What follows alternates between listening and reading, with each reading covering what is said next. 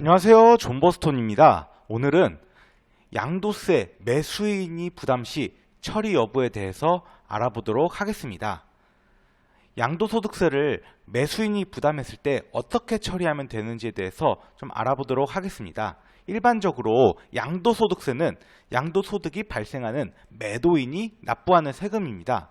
밑에 소득세법을 보시면 105조에 1항을 보시면 자산을 양도한 거주자는 납세지 관할 세무서장에게 신고하여야 한다 라고 되어 있고, 110조에도 양도소득 금액이 있는 거주자는 납세지 관할 세무서장에게 신고하여야 한다 라고 되어 있죠. 그래서 원칙적으로는 양도소득세는 매도인이 납부를 하는 겁니다. 그러나 실무상 양도소득세를 매수인이 납부하는 경우가 생기기도 합니다. 우선 이런 경우에는 불법은 아닙니다.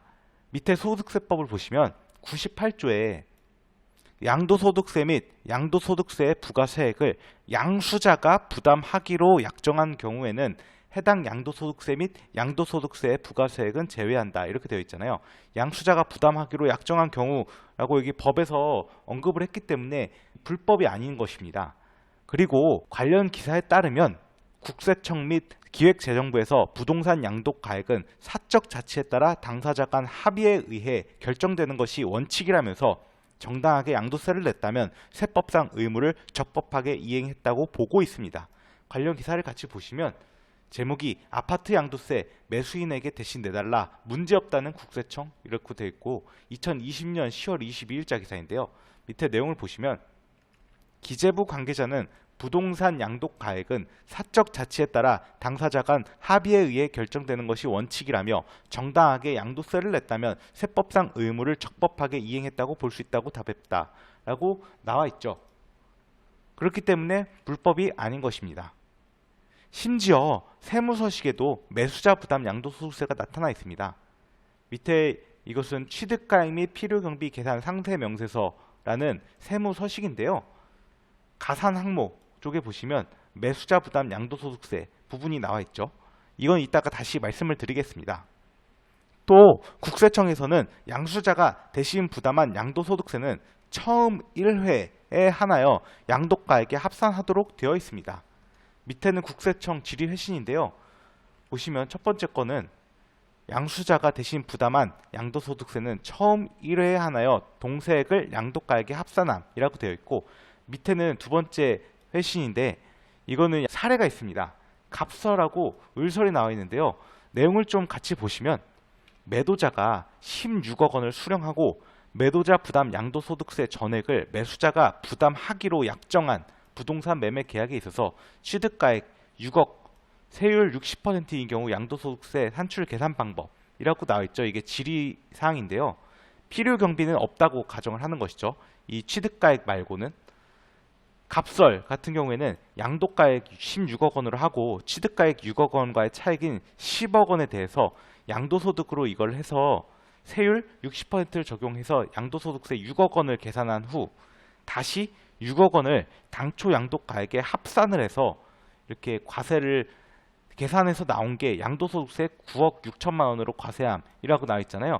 이게 무슨 뜻이냐면은 괄호 열면 여기 양도가액이 22억이 됐잖아요. 원래는 양도가액이 처음에 16억 원이었는데 다시 양도소득세가 6억 원으로 이렇게 계산이 됐기 때문에 16에서 6억 원을 곱하면은 22억 원이 되는 것이죠. 그리고 취득가액은 애초에 나와 있었으니까 6억 원으로 이렇게 빼서 16억 원에다가 60%를 계산을 하니까 양도소득세가 9억 6천만 원이라고 나와 있는 것이죠. 이게 갑설이고요. 을설은 양도가액에 납부해야 할 양도소득세 상당액 이걸 X라고 놓고 이 양도가액에다가 어쨌든 포함을 시켜야 되니까 X를 이렇게 포함을 시켜가지고 취득가액 6억 원을 차감 후 세율 60%를 적용해서 양도소득세를 계산했는데 이 산식이 이렇게 나와 있죠. X로 나와 있고 이 또 X로 이게 양도소득세라고 나와 있어서 이거를 계산해서 15억 원으로 X가 산출이 됐다고 하는데요. 회신이 갑설에 의하는 것이라고 합니다. 이 얘기가 뭐냐면 을설 같은 경우에는 1회를 계산하는 것이 아니라 여러 번 수회를 계산을 해가지고 이 X로 놓고 방정식으로 푼 것이고, 갑설 같은 경우에는 딱 1회에 한해서 6억 원을 양도가액에 합산을 해가지고 산출을 한 것이거든요. 그렇기 때문에 1회만 산출하는 것이 맞고 갑설은 1회만 산출하는 것이 맞다라는 것을 보여주는 사례이죠. 그리고 다시 잠깐 위로 올라가시면 여기 가산항목, 취득가액의 가산항목에 매수자 부담 양도소득세가 있잖아요. 여기서 지급금액에 포함되어야 될 것은 여기 취득가액에 합산을 할 거는 1회니까 처음 1회를 합산해야 되니까 이 갑설에 따르면 6억 원을 계산한 후니까 이 6억 원을 여기다가 이렇게 포함을 시켜야 되는 것이죠. 9억 6천만 원까지 포함을 시키면 안 되는 것입니다. 실제로 매수인이 부담해야 되는 것은 6억 원 플러스 9억 6천만 원이니까 15억 6천만 원이긴 한데 여기에는 6억만 들어가야 되는 것이죠.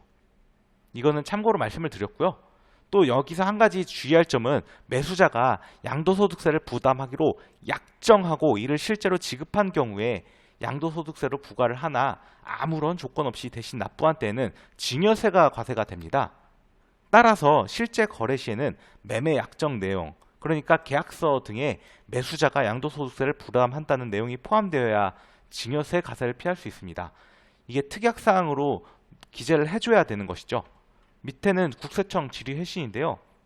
이게 매수자가 부담한 양도소득세의 증여세 해당 여부인데 하나씩 보시면 양도차익을 실지거래가액으로 계산함에 있어서 양도소득세를 매수자가 부담하기로 약정하고 이를 실지로 지급하였을 경우 동양도소득세 상당액을 포함한 가액을 양도가액으로 보는 것이나 매매 약정 내용에 관계없이 매매 계약을 체결한 후 양수자가 양도자의 양도소득세를 아무런 조건 없이 대신 납부한 때에는 양수자가 대신 납부한 양도소득세액을 양도자에게 증여한 것으로 보아 별도로 증여세가 과세되는 것으로서 양도소득세가 양도가액에 포함되는지 여부는 매매 약정 내용, 양도소득세 지급 여부 등 사실관계를 확인하여 판단할 사항이라고 나와 있잖아요.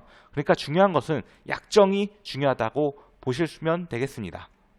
참고로 실제 사례에서는 잘 찾아보긴 어렵지만 실지거래가액이 아닌 기준시가로 양도가액을 산정하는 경우에는 매수자가 부담한 양도소득세를 양도가액에 포함시키지 않습니다. 위에도 보시면 요지에 실지거래가액으로 계산함에 있어서 라고 나와 있고요. 또 밑에 다른 국세청 질의 회신인데요. 회신 부분에 2번을 보시면 기준시가로 산정하는 경우에는 매수자가 부담한 양도소득세를 양도가액에 포함시키지 아니하는 것임이라고 명확하게 나와 있죠. 그러니까 제가 위에서 언급한 것들은 다 실지거래가액으로 산정하는 경우의 내용이라고 보시면 되겠습니다. 양도소득세를 매수인이 부담하는 경우가 흔치는 않지만 양도세율이 높아진 상황에서 간혹 발생할 수 있기 때문에 매매 시 제 글이 좀 도움이 되셨으면 좋겠습니다. 이상으로 영상을 마치도록 하겠습니다. 시청해 주셔서 감사합니다.